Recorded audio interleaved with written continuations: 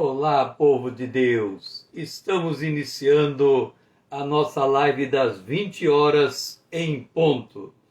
Nós estamos estudando o livro do Apocalipse, nós estamos no módulo de número 9, a Igreja Cruzando os Séculos, na parte 3 desse módulo 9. Na última parte, ontem, nós falamos sobre a igreja no campo de batalha. Nós fizemos uma alusão a Josué vestido com o sumo sacerdote, vestido com suas vestes sujas, que estava diante do anjo do Senhor, em Zacarias capítulo 3. Nós já havíamos comentado a respeito dessa passagem, de que Deus não trata com seu povo diante de Satanás. Ele repreende Satanás, então ele troca a veste suja do sumo sacerdote Josué, lhe dando uma nova vestimenta e restabelecendo Josué na sua posição. De semelhante modo, nós falamos a respeito de 1 Coríntios, o capítulo 5, o versículo 1. Ali é mostrada uma situação dramática de um jovem que estava coabitando com a madrasta do seu pai. Paulo, ele entendeu e ele expressou que aquilo era uma imoralidade inconcebível, era uma imoralidade sendo inconcebível a permanência daquele rapaz no seio da igreja. Ele não estando na igreja de Corinto, ele em espírito se uniu à igreja e excluiu aquele indivíduo, aquele rapaz, do rol de membros da igreja de Corinto. Na sequência, no capítulo 5, no versículo 4 e 5, Paulo fala algo surpreendente. Ele diz: vamos pegar esse rapaz, vamos entregar ele na mão de Satanás, para que Satanás possa destruir a sua carne, a fim de que o espírito dele seja salvo, como que pelo fogo, no dia do Senhor. O que nós encontramos nessa passagem, ela tem um vínculo com o capítulo 3 de 1 Coríntios, quando Paulo fala a respeito de diferentes materiais. E aí, no verso de número 15, ele diz: se alguém se queimar, sofrerá ele dano, mas esse mesmo será salvo, todavia, como através do fogo. Se nós juntarmos as duas informações, mas mais o que está escrito em aos Hebreus capítulo 12, nós vemos que Deus trata com seus filhos. Ele não deixa ninguém para trás. O Filho de Deus pode estar de pé, pode estar caído. Se ele está de pé, para o Senhor está de pé. Se ele está caído, para o Senhor também ele está caído. E quando é que ele cai? Ele cai quando ele é disciplinado pelo Senhor, porque o Senhor disciplina todo filho que ama. Nesse caso, esse rapaz está sendo disciplinado, o seu corpo, a sua carne vai ser destruída nas mãos de Satanás, mas o seu espírito será salvo. Como se dará esse processo? Aqui não está colocado exatamente como se dá o processo de restauração, mas por certo se trata de um processo de restauração. Vanessa, seja bem-vinda. E aí nós citamos Daniel, no capítulo de número 11, quando Daniel trata de um caso similar a esse, e ele fala desse caso acontecendo nos últimos tempos. E ele diz assim, em Daniel capítulo 11, o verso 35. Alguns dos sábios cairão para serem provados, purificados e embranquecidos. Então este rapaz, ele caiu, ele foi provado, ele foi purificado, ele foi embranquecido, por isso nós podemos dizer que ele foi salvo no dia do Senhor.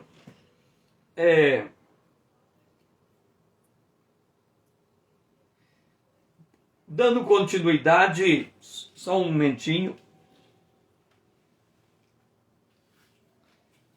Dando continuidade nesse campo de batalha que é a terra, vamos entender um outro texto que é extremamente importante para nós enxergarmos ou passarmos pelos períodos da igreja cruzando os séculos. Esse texto está em Mateus, capítulo 16, o versículo 18. É importante que você abra a sua Bíblia junto comigo em Mateus, capítulo 16, o versículo 18. Se você tem alguma pergunta a fazer, você pode colocar a pergunta no comentário que eu estarei respondendo ao longo da exposição. Em verdade, Mateus 16, 18. Também eu te digo que tu és Pedro, e sobre esta pedra edificarei a minha igreja, e as portas do inferno não prevalecerão contra ela. Nós já colocamos, e nós temos que entender esse nível de batalha, que Satanás, ele deixou no céu 2/3 dos seus anjos, e ele colocou na terra 1/3 dos seus anjos.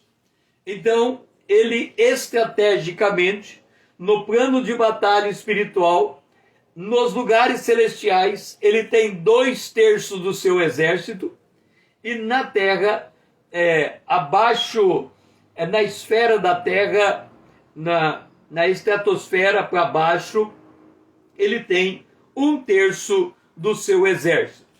Qual é a função de Satanás? Então nós temos aqui Satanás.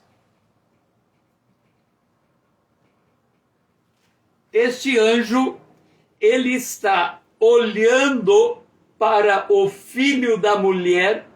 Lembra, a mulher vestida de luz, a mulher vestida de sol, é Israel.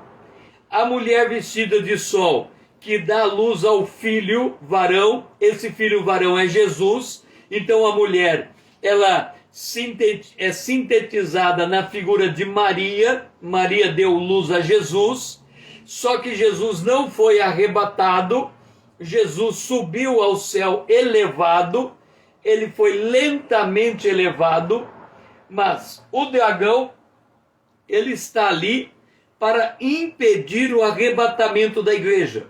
Ele está ali para devorar o filho varão quando nascer.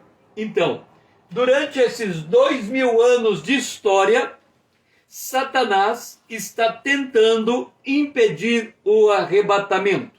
Ok, essa é a função dele. No entanto, nós já vimos que o paraíso era, primeiro,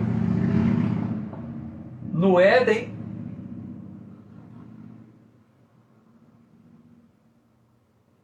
O paraíso era no Éden. Quando o homem foi expulso do Éden, Deus colocou um anjo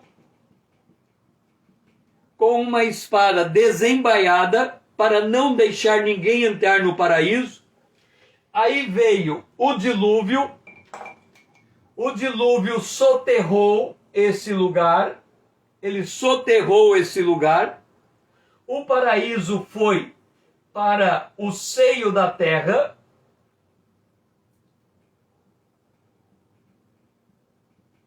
O seio da terra.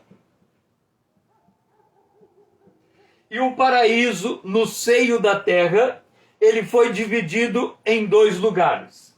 Um lugar chamado seio de Abraão.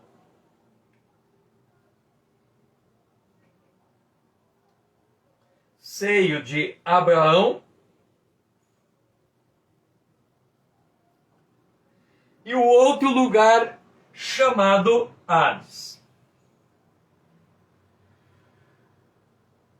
Ou inferno.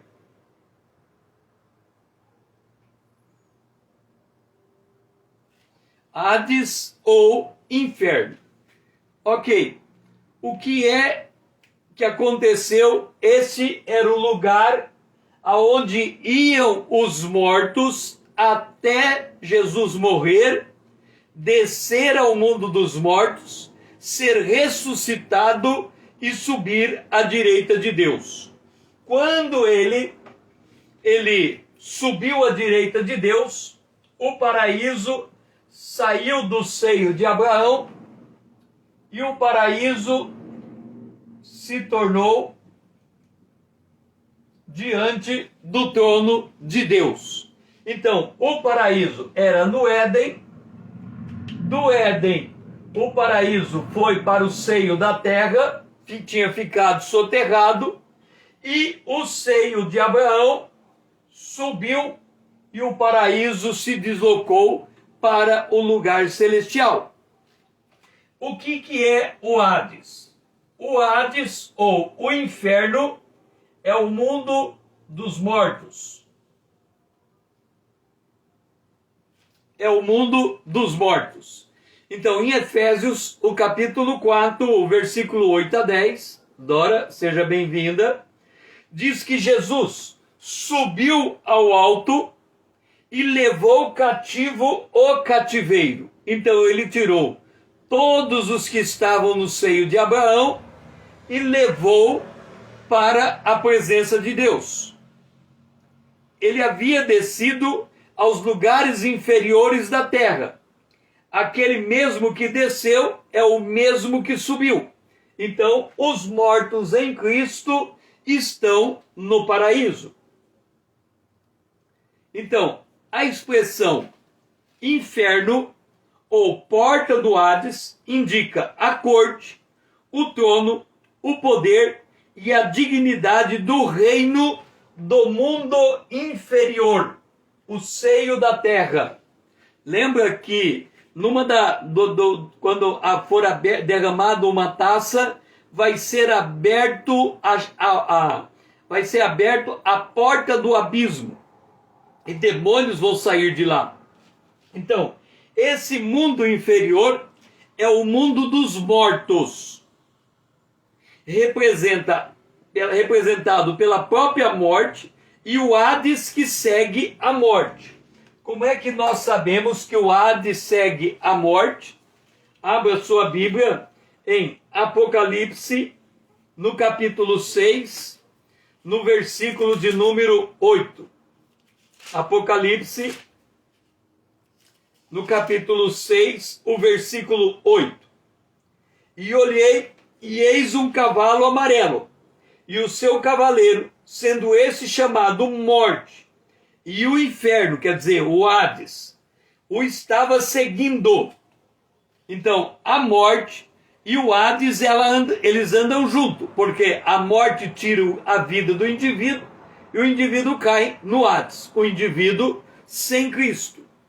Então, como Jesus desceu ao mundo dos mortos e retirou os mortos de lá, a porta do inferno não pode mais contra a igreja. Agora eu quero que você entenda isto.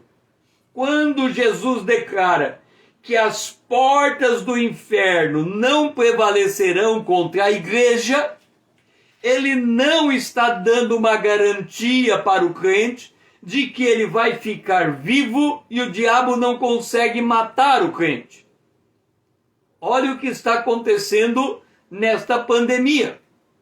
Pastores e mais pastores estão morrendo na pandemia. Membros de igrejas estão morrendo na pandemia. Irmãos e irmãs em Cristo estão morrendo na pandemia.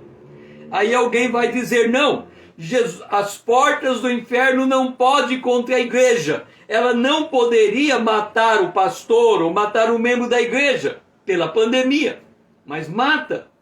O que acontece? O crente que morre, ele não vai para o Hades, ele sobe direto para o paraíso. É isto que significa que as portas do inferno não prevalecerão contra a igreja, porque o diabo anda em derredor buscando quem tragar. Ele quer tragar o indivíduo e lançar no inferno, lançar no mundo dos mortos. Mas a Bíblia diz que quem crer em Jesus, ainda que morra, viverá. Paulo diz: estamos dormindo, aguardando o som da trombeta para sermos ressurretos. Isso diz respeito ao nosso corpo. Mas o livro de Eclesiastes diz que o corpo vai ao pó e o espírito volta para Deus. Então, quando nós lemos as portas do inferno não prevalecerão contra a igreja, é porque, mesmo que o crente seja torturado, morto, ele não vai para o Hades, ele vai direto para a presença de Deus. Por que é tão importante, César, afirmar essa coisa? Por que você está dizendo que a porta do inferno diz respeito à nossa morte física e não a uma vitória enquanto estamos nesse mundo? É porque quando nós chegarmos a uma das igrejas do Apocalipse, a segunda igreja, é a época do martírio.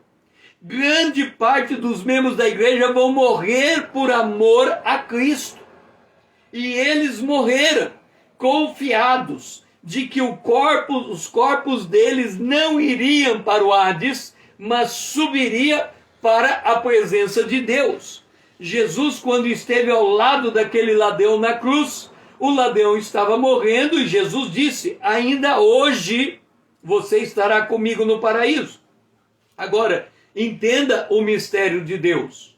Quando Jesus disse aquele que ele estaria hoje no paraíso, ele não foi naquela hora, depois da sua morte, para o paraíso. Acontece que quando alguém morre, o sol para de contar. E quando ele vai para o paraíso, é como se fosse no abrir e piscar de olhos, porque ele acorda no paraíso. Então, aquele homem morreu, Jesus morreu logo depois dele, ou antes. Jesus morreu antes dele, depois aquele homem morreu, ele foi para o seio de Abraão, Jesus desceu até o seio de Abraão, pegou todo mundo que estava aqui em espírito e levou para o paraíso. Então, nesse sentido, ele já foi para o paraíso, porque Jesus trocou ele de lugar, mas ele vai, quando despertar, ou seja, quando ele voltar com o seu corpo glorificado, para ele também será como se ele tivesse dormido e acordado dentro do paraíso. Então, nós temos aqui o nosso marco profético. É muito importante termos em vista este marco profético. Nós temos a história da igreja como 7 cartas dirigidas às igrejas nos dias de João. Nós temos as igrejas como 7 períodos históricos, e tenho demonstrado da onde eu tiro a informação desses períodos históricos. E nós temos as igrejas nos últimos dias, que representam as características das 7 igrejas do Apocalipse. E aqui há uma batalha no céu.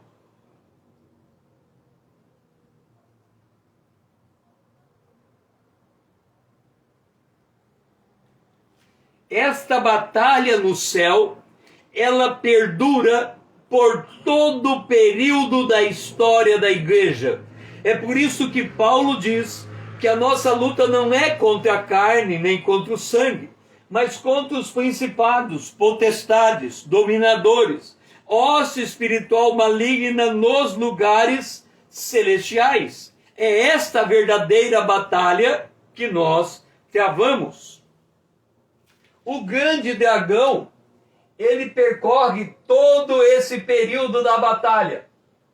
E ele vai até o dia em que o Senhor vai lançar ele no lago de fogo, depois do milênio. Depois do arrebatamento tem o milênio, depois do milênio ele será lançado no lago de fogo. E aqui nesse período nós temos 1/3 dos anjos. Então, nesse período aqui, neste período, nós temos 1/3 dos anjos infiltrados dentro do planeta Terra. 2/3 estão nos lugares celestiais e 1/3 está infiltrado dentro do planeta Terra. Por isso que a Bíblia diz, quando ele fala que Satanás anda em derredor de nós, nós temos que entender que não é Satanás que pessoalmente está indo em torno de nós. Satanás não é onipresente. Ele não pode acompanhar todos os crentes do mundo ao mesmo tempo. Ele tem uma rede de informação. O que fica circulando são principados, potestades, dominadores, hostes espirituais malignas. São esses seres invisíveis que estão em volta de nós, representado por Satanás. Então há uma batalha muito grande, travada durante todo o dia. Por isso que a Bíblia diz, Paulo diz em 2 Coríntios, no capítulo 4, que quando nós acordamos, nós somos como uma ovelha levada para o matadouro. Por quê? Porque quando eu acordei hoje de manhã, eu não sabia se eu terminaria vivo hoje à noite. Eu poderia morrer em qualquer momento. Esta fatalidade poderia acontecer com qualquer um. Por quê? Porque nós estamos num mundo onde jaz o maligno. E o maligno veio para matar, roubar e destruir. Então, a morte é um evento que pode acontecer com qualquer um de nós a qualquer tempo. Por isso, a batalha. O Senhor, e aí nós temos que entender isso, o Senhor conhece a condição por meio do qual a igreja vive neste mundo. Jesus conhece, ele veio, ele sofreu por nós, então ele conhece a batalha que estamos travando. Apocalipse, capítulo 2, versículo 9. Eu conheço a tua tribulação, eu conheço a tua pobreza, mas tu és rico, rico da graça de Deus. Aos olhos do mundo, eu conheço a tua pobreza. E eu conheço as blasfêmias dos que a si mesmos se declaram judeus e não são, mas são da sinagoga de Satanás. Então Jesus conhece que nós estamos inseridos em um ambiente de guerra. Entendam uma coisa, quando nós olhamos para em volta de nós, aparentemente não há um ambiente de guerra. Nós estamos seguros em nossas casas. Não há nenhum assalto, nenhum roubo. Em algumas casas as coisas estão tranquilas, outras não. Outras a enfermidade está batendo na porta. Muitos estão morrendo. Mas a grande maioria das casas, no Brasil principalmente, há uma certa tranquilidade. E essa tranquilidade é falsa. Porque essa batalha espiritual, ela está acontecendo. Se não acontece aqui, acontece acolá. Em algum lugar do mundo tem algum cristão sendo preso, sendo torturado por amor a Cristo. Mas Jesus conhece essa tribulação. O Senhor mesmo advertiu em João capítulo 16, o versículo de número 33. Veja a advertência ao Senhor a todos os seus discípulos em todas as eras. João 16, 33. Estas coisas vos tenho dito, para que tenhais paz em mim. No mundo passais por aflições, mas tende bom ânimo. Eu venci o mundo. Como é que Jesus venceu o mundo? Ele morreu, ao terceiro dia ele ressuscitou e ele foi levado ao Pai. Como é que nós vencemos o mundo? Nós morremos, vamos ser ressuscitados e levados ao Pai. Então, nós temos de antemão a vitória, porque temos a vida eterna. Quem tem o Filho tem a vida eterna. Quem não tem o Filho não tem a vida. Então, essa é a nossa garantia. Por isso ele diz, nós vamos passar por tribulações no mundo em que estamos vivendo. O apóstolo Paulo, em Atos, no capítulo 14, aliás, no capítulo 14, Atos 14, versículo 22. Atos 14, 22. Diz assim: e 22, fortalecendo a alma dos discípulos, exortando-os a permanecer firme na fé e mostrando que através de muitas tribulações nos importa entrarmos no reino de Deus. Vamos entender essas tribulações. Antes, isso é Paulo dizendo. Vamos primeiro ver 1 Pedro, capítulo 1, o versículo 6 e 7. Pedro vai dizer a mesma coisa. 1 Pedro, capítulo 1, o versículo 6 e 7. Nisto exultai, embora no presente, por um breve tempo, se necessário, sejais contristado com várias provações. Então, para que a nossa fé seja aperfeiçoada como ouro. Então, nós devemos entender isto. Observa um detalhe. Quando a gente lê o Salmo 23, diz assim: o Senhor é o meu pastor, nada me faltará. Ele me guia por pastos verdes e águas tranquilas. Depois diz, ainda que eu ande pelo vale da sombra da morte, tu estás comigo. Entendam uma coisa. Quando você lê a primeira parte, que diz assim, o Senhor me guia por pastos verdes e águas tranquilas, a impressão que nós temos é que se eu me deixar liderar pelo Espírito Santo, eu não vou encontrar oposição. Tudo que eu fizer vai dar certo neste mundo. Mas não é assim. Porque Jesus diz em Mateus capítulo 5, que todo aquele que é nascido de Deus, todo aquele que é filho de Deus, ele padecerá perseguição. Bem-aventurados sois vós quando perseguido, disserem todo mal a vosso respeito. Então, se eu estou sendo liderado pelo Senhor, eu vou ser perseguido. A Bíblia diz que quem quiser seguir a Cristo piamente padecerá perseguição. Então, se eu seguir a Cristo, eu serei perseguido. Aí alguém diz, então não vou seguir a Cristo. Se eu não seguir a Cristo, é o outro lado. Eu ando no vale da sombra da morte. Eu vou ter tribulação. Se eu seguir a Cristo, eu vou ter tribulação. Se eu não seguir a Cristo, eu entro no vale da sombra da morte, vou ter tribulação. Aí você diz, César, qual é o mérito? É que se eu seguir a Cristo, as minhas batalhas são batalhas do Senhor. Então ele me dá um outro nível de vitória.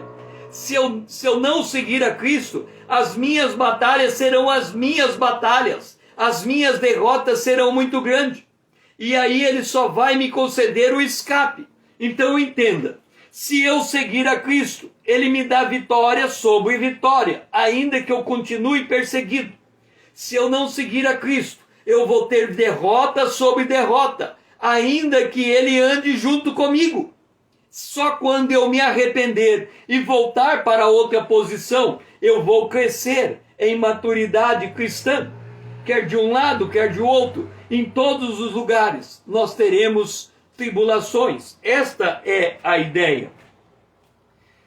O apóstolo Paulo fala, aliás, Jesus disse em Apocalipse capítulo 2, você é pobre, eu sei da tua pobreza, mas tu é rico, você é rico. Diz respeito à maneira como o cristão deve viver nesse mundo. Aí você diz assim: César, você está dizendo para mim que nesse mundo eu não posso ter riqueza? Não, não estou dizendo isso. Vamos ler 1 Coríntios, no capítulo 7. 1 Coríntios, no capítulo 7, o versículo 29 a 31. Ele diz assim: isto, porém, vos digo, irmãos, que o tempo se abrevia.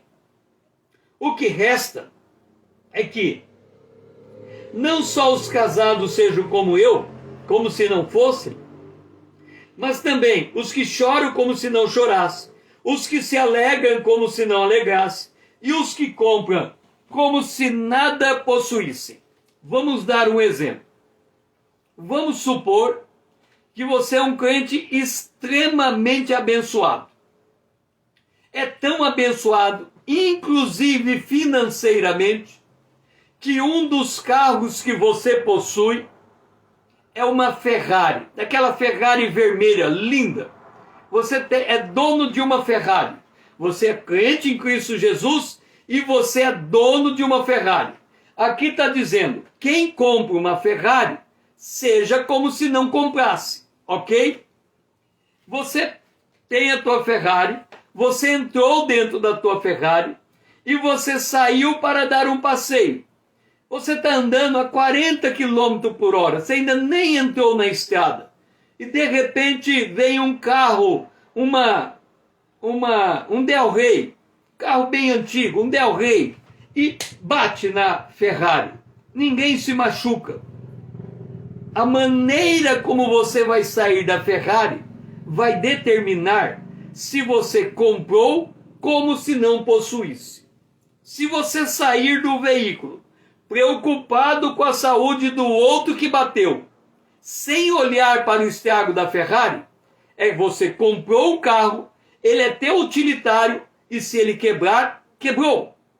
Agora, se você sair, meu Deus, bateram no meu carro, como que pode? Olha esse carro velho, esse nem devia estar na rua, e começa a reclamar, demonstra que o carro é o teu ídolo. Então, quando nós falamos que a pessoa é pobre nesse mundo se fazendo rica, significa que ela entende que tudo que ela possui pertence ao Senhor e que ela não põe o seu coração naquilo que ela tem. Aí não importa a condição pessoal daquele cristão, não importa se ele é rico ou se ele é pobre, o que importa é saber se ele se apega ou não se apega. Esta é a ressalva de Jesus dizer: eu conheço a tua pobreza, mas você é rico. Eu sei que você não se apega às coisas materiais, mas você é rico nas coisas de Deus. Por isso a Bíblia diz, busque em primeiro lugar, Jesus disse, busque em primeiro lugar o reino de Deus e a sua justiça, e as demais coisas lhe serão acrescentadas. Quanto aos incrédulos, a Bíblia diz, e eu quero que você leia, é preciso ler esse texto, porque nós achamos que todo incrédulo, ou muitos incrédulos, convive bem conosco, vamos assim dizer. Mas em 1 Coríntios 3,13 diz assim, irmãos, não vos maravilheis se o mundo vos odeia. O que está acontecendo nesses últimos dias?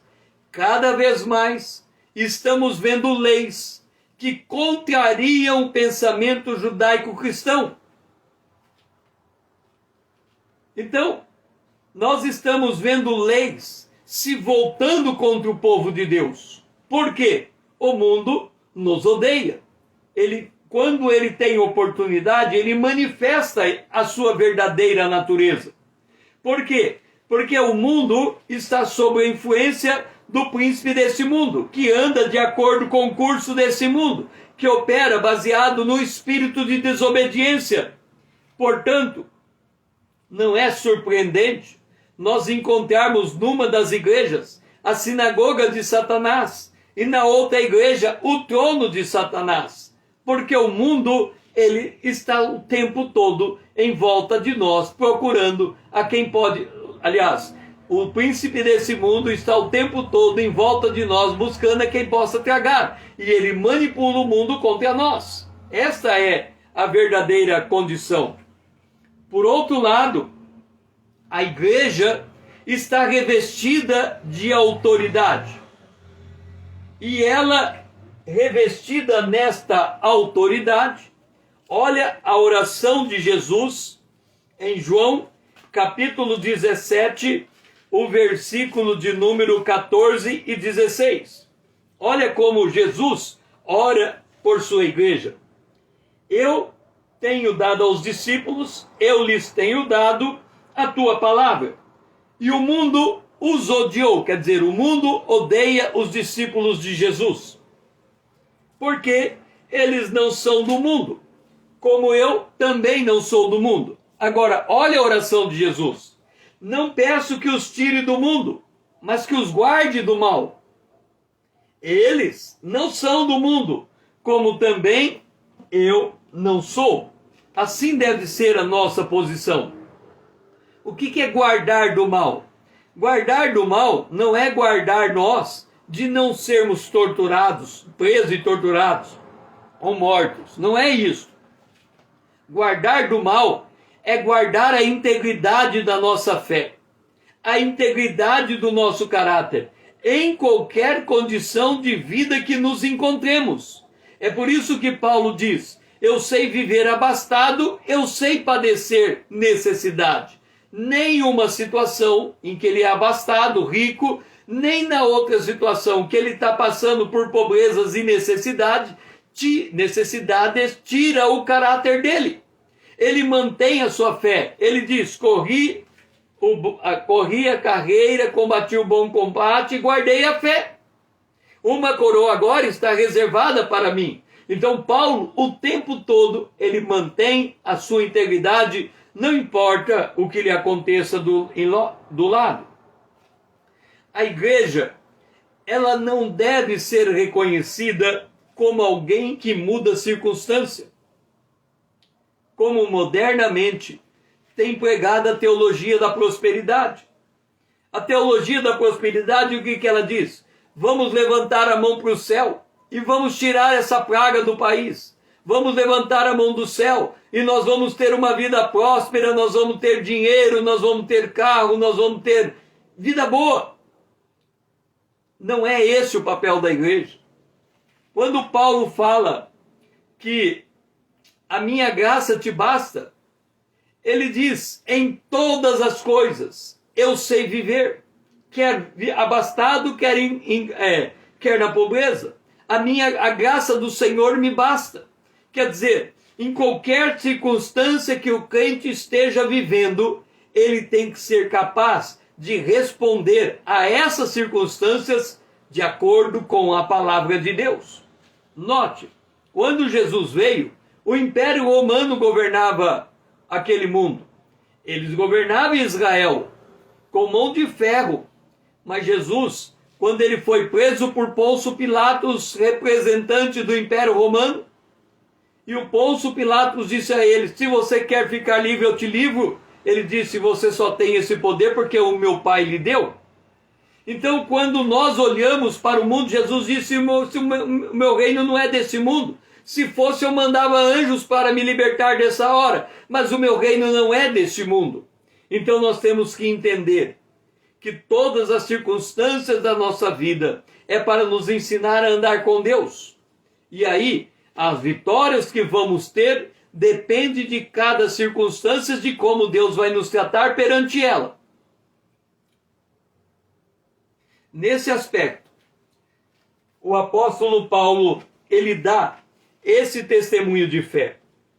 Filipenses, capítulo 4, o versículo 11 a 13. Olha o que ele diz. Digo isto não por causa da pobreza, naquele momento que Paulo estava escrevendo, ele vivia em pobreza material. Não por causa da pobreza, porque aprendi a viver contente em toda e qualquer circunstância, situação. Tanto sei estar humilhado, como também honrado.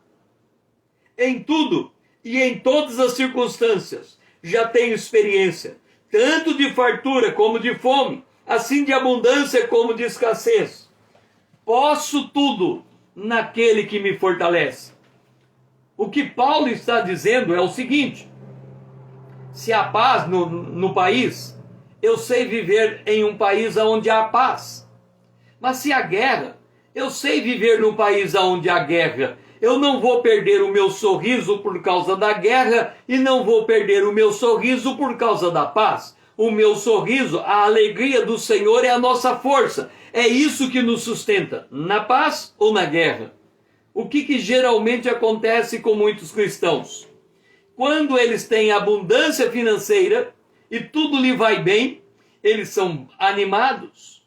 Mas quando eles estão passando por lutas, enfermidades ou endividamento, eles perdem a alegria de viver, porque eles associam a alegria de viver às circunstâncias em que estão vivendo.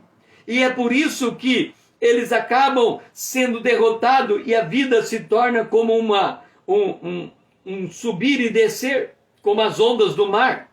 Porque uma hora ele está bem, na outra hora ele está deprimido, porque a vida dele é moldada pelas circunstâncias da vida e não pelas o relacionamento íntimo que ele tem para com Deus. Pedro disse, quando ele saiu e encontrou aquele homem pedindo a esmola, ele disse: eu não tenho ouro nem prata, mas isso que eu tenho te dou. Em nome de Jesus Cristo Nazareno, levanta e anda. Atos capítulo 3, verso 6. O cristão, ele deve responder à vida, não porque ele tem recursos materiais, mas porque ele tem fé em Deus. Por que nós estamos falando todas essas coisas? Porque nós vamos ver a igreja cruzando os séculos nas mais diferentes condições. E ela tem que discernir quem é ela na presença de Deus, qual é a sua verdadeira identidade.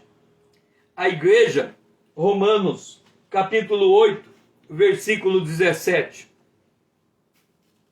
Romanos, capítulo 8, versículo 17. Ora, se somos filhos, somos também herdeiros, herdeiros de Deus e co-herdeiros de Cristo. Se com ele sofremos, com ele seremos glorificados. Então, esta é a visão da igreja. 1 Coríntios, capítulo 3, versículo 22. Seja Paulo, seja Apolo, seja Cefas, seja o mundo, seja a vida, seja a morte, sejam as coisas presentes, sejam as futuras, tudo é vosso, e vós sois de Cristo, e Cristo da igreja. Uma vez eu li uma história de uma moça, uma menina de uns 10, 12 anos, viajando de trem, e cada vez que ela via uma sede de uma fazenda na beirada na estrada, no lugar onde ela passava, ela dizia: glória a Deus, essa é a fazenda do meu pai. Passou por uma segunda fazenda, ela viu a sede da fazenda: glória a Deus, essa é a fazenda do meu pai. E assim, cada fazenda que ela passava, ela dava: glória a Deus, essa é a fazenda do meu pai. Aquele homem que cobra a passagem, passou do lado dela e viu o comportamento da menina, virou para ela e falou: teu pai deve ser um homem muito rico, porque todas as fazendas que nós passamos é do teu pai. Ela falou: pois é, o meu pai é Deus. Tudo é de Deus, tudo é nosso. Nós somos de Cristo, e Cristo é de Deus. Então, bem-aventurado os limpos de coração, porque eles verão a Deus. Bem-aventurados os mansos, porque eles herdarão a terra. Então a terra já nos pertence. Tudo é nosso, está emprestado. A roupa que a gente usa é emprestada para nós. Olha só, imagina você está andando na cidade, e aí, num determinado lugar da cidade, tem um parque. E você vai andando naquele parque. E à medida que você vai andando, você vai vendo a beleza dos jardins. Todos os jardins bem cuidados. As árvores podadas. Você vê a pista de atletismo. E você vai correndo por aquela pista. E você vê um lago maravilhoso. E você fica admirada com aquele lugar, tudo bem cuidado, tudo bem limpo. Você vê as lixeiras, e de tempo em tempo aquelas lixeiras são recolhidas. Olha só, Deus é o nosso Pai. Aquele parque, Ele fez para você andar nele. Como você não tem dinheiro para cuidar de um parque como aquele parque pertence à prefeitura. E a prefeitura, através dos seus agentes, cuida da manutenção daquele parque. Tudo que você tem que fazer é entrar ali e usufruir. Para quem é aquele parque? Para os filhos de Deus. Assim como Deus plantou um jardim e colocou o homem nele, assim também nós andamos pelas cidades, ruas asfaltadas, há encanamento de água, a água chegando do rio até em nossa casa, tudo para o nosso bem-estar. Quem é que está cuidando de tudo isso para nós? O nosso Deus. Usando homens, por isso que a gente diz, tudo é nosso, nós somos de Cristo, Cristo é de Deus. Quem é que tem dinheiro para comprar um shopping center? Nós não temos dinheiro para comprar um shopping center, mas nós vamos todo fim de semana ao shopping center. Lá você entra, ar-condicionado, ambiente climatizado, lojas bonitas, e você anda de um lado e para o outro. Quem é que está mantendo tudo aquilo? Para o teu benefício. Então tudo é nosso, nós somos de Cristo, Cristo é de Deus. E aí, em Apocalipse, capítulo 2, capítulo 10, Apocalipse, capítulo 10, versículo 2. Vi um outro anjo forte. Ele tinha na mão um livrinho aberto. Pôs o pé direito sobre o mar e o esquerdo sobre a terra. Nesta hora, Jesus vai tomar posse de novo do planeta Terra. No módulo sobre a redenção, Jesus agora está salvando o nosso espírito. No arrebatamento, Ele vai salvar o nosso corpo, dando a Ele um corpo glorificado. E quando Ele voltar, Ele vai salvar a terra. Ele vai tomar posse de novo da terra, vai amarrar Satanás e vai reinar por 1000 anos. O que significa isso? Significa que a igreja, mesmo passando por um ambiente inóspito, um ambiente de luta, um ambiente de batalha, ela já tem a vitória em Cristo Jesus. É por isso que é colocado, nós somos mais do que vencedores por amor daquele que nos amou. É preciso ressaltar que a promessa do Senhor para com a igreja diz respeito ao céu e não à terra. Não há nenhuma promessa no Novo Testamento que Deus diz que vai fazer a terra germinar e produzir o pão. Mas para Israel tem essa promessa. Deus disse que quando Israel voltasse a se tornar nação, em 1948 isso aconteceu, a terra de Israel voltaria a produzir fruto para colher toda a nação de Israel, que estava espalhada por todo o mundo e está voltando agora para Israel. Israel, sim, ele tem uma promessa, que Deus manda chuva, o solo germina e produz o alimento e acolhe o povo de Deus que estava espalhado sobre toda a terra. A igreja tem uma promessa da nova Jerusalém que está vinda do céu, como uma noiva ataviada ao Cordeiro. Essa nova Jerusalém somos nós, a noiva do Cordeiro. Por isso que Paulo diz que ele tem zelo de nós, o zelo de Deus, para nos preparar como uma virgem pura ao Cordeiro. E ele diz que ele geme como dores de parto, para formar Cristo em nós, preparando-nos para o retorno de Jesus Cristo. Ai, o Apocalipse, ela recebe carta a 7 igrejas. Eu quero que você abra a sua Bíblia em Efésios capítulo 5, o versículo 14 e o versículo 15. Efésios 5, 14 e 15. Diz assim: pelo que diz, desperta, ó tu que dormes, levanta-te de entre os mortos, e Cristo te iluminará.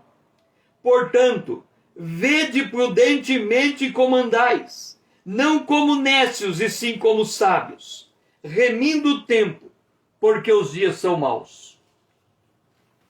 O que nós estamos fazendo nessa sequência de estudos sobre o Apocalipse? E por que estamos chamando você para fazer parte dessa comunidade que está aqui nesta conta do Instagram? Para que você venha também me seguir nessa conta, para tornar essa conta uma conta substantiva. Por quê? Porque é o momento do povo de Deus ser despertado. Desperta, ó tu que dormes. Desperta, levanta de entre os mortos. Quer dizer, pare de ter uma vida como quem está nesse mundo, com os mesmos gostos, com o mesmo tipo de vida, com o mesmo estilo, com a mesma moda, na mesma aparência, da mesma maneira de vestir. Deixe de seguir esse curso. O curso desse mundo caminha para a morte. Nós caminhamos em sentido oposto para a vida. Então é hora de despertar. É hora de examinar como nós estamos andando. Não podemos ser nécios, não podemos ser tolos. Nós temos que ser sábios. Nós temos que aprender a administrar o tempo. Todo o tempo que temos de útil, esse tempo deve ser aplicado no estudo da palavra de Deus. É por isso que eu tenho live toda noite, 1 hora por dia, para que possamos ter esses momentos de aprofundar na palavra de Deus, de ler, de dar a minha contribuição a você, para que você aprenda como andar com Deus. Este é o nosso propósito. Infelizmente, muitos estão dormindo com o inimigo. Em Apocalipse, no capítulo 2, no versículo 2, a carta escrita aos Efésios diz: puseste à prova os que a si mesmos se declaram apóstolos e não são, e os achaste mentirosos.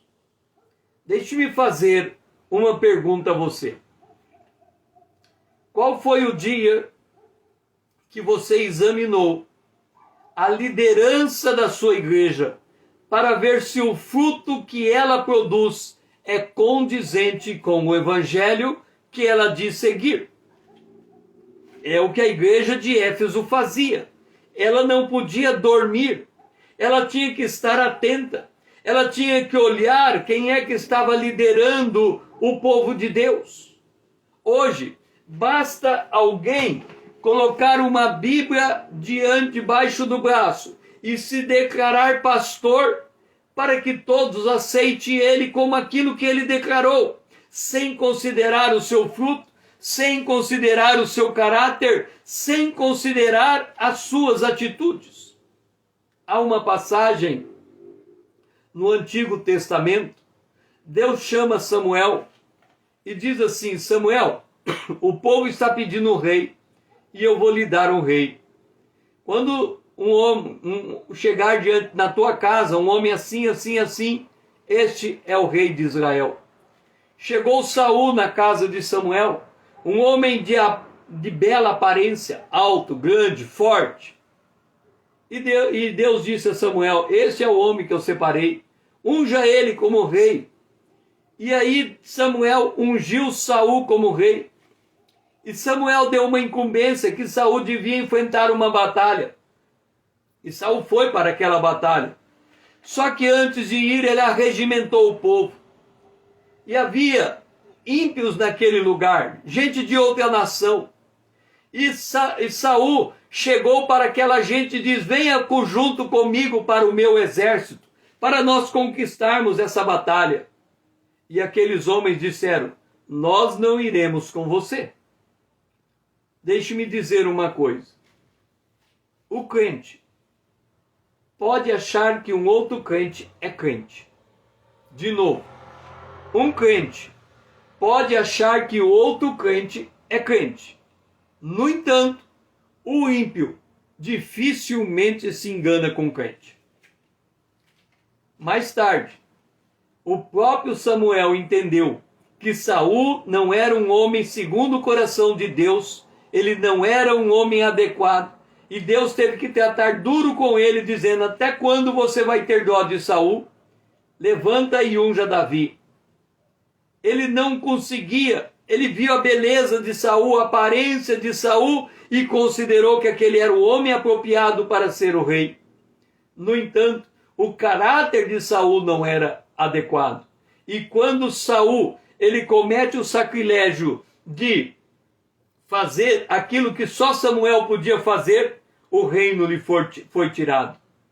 Com relação à igreja de Esmirna, a Bíblia diz: eu conheço a blasfêmia do que a si mesmo se declaram judeus e não são. Estes são da sinagoga de Satanás. É por isso que Jesus disse que a gente tem que ser como pomba no meio de lobo. Porque nem todo aquele que está em posição de liderança está com seu coração íntegro. Na igreja de Pérgamo, Jesus disse: conheço o lugar em que habitas, onde está o trono de Satanás. Na igreja de Esmirna, o Senhor diz: não temas as coisas que tem de sofrer. Eis que o diabo está para lançar em prisão alguns dentre vós, para ser de postos à prova. E tereis tribulação de 10 dias. Sê fiel até a morte, e te darei a coroa da vida.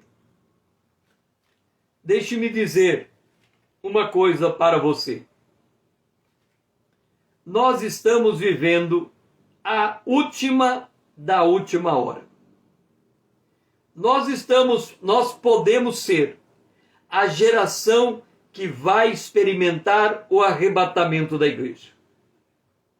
Nós estamos vivendo um momento antes do arrebatamento, o momento mais negro da história humana. Nós estamos vivendo em um período de maior apostasia entre o povo de Deus, a igreja de Laodiceia. Nós estamos vivendo em uma época em que o crente se diz que ele é rico e ele é abastado e ele não tem nada de falta, não sabe que ele é nu, que ele está nu, que ele é pobre e que ele é cego. Nós estamos vivendo em um tempo em que é preciso derramar colírio nos olhos espirituais para que se veja. Quando o Senhor coloca a igreja para dormir, e ele diz: desperta você que dorme. Por que a igreja entra no estado de sono? Lá em Isaías está dito que Deus derramou sobre Israel um espírito de profundo sono. Quer dizer, Deus põe o seu povo para dormir e Deus, num dado momento, põe o seu povo para acordar. A questão é, por que Deus põe o povo dele para dormir? Lá em Isaías 29 está dito: porque os líderes ensinam mandamentos de homens aprendidos de cor. Quando a igreja deixa de ser instruída pela genuína palavra de Deus, o Senhor põe a igreja para dormir. E quando a igreja está dormindo, o Senhor vem e clama: você que está dormindo, desperta, levanta, e Cristo vai esclarecer você. É para isso que nós estamos lendo de uma forma debulhada o livro do Apocalipse, para que a gente seja despertado pelo Espírito de Deus para compreendermos o mundo em que estamos vivendo e achar e descobrir como devemos nos posicionar nesse mundo.